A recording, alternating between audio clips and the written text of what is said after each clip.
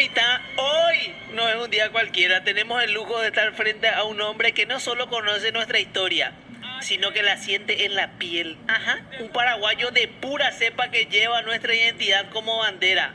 Como decía aquel famoso escritor, el dilema es ser o no ser. Pero para nuestro invitado ese dilema se resuelve en nuestra lengua y nuestra tierra. ¿Ser paraguayo o solo estar de paso?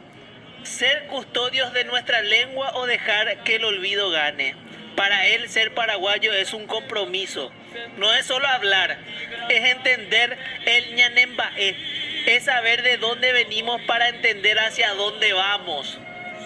Prepárense para escuchar a alguien que no solo sabe, sino que enseña con el corazón. Sin más preámbulos, dejamos el micrófono en manos de quien mejor nos representa. El profesor David Galeano.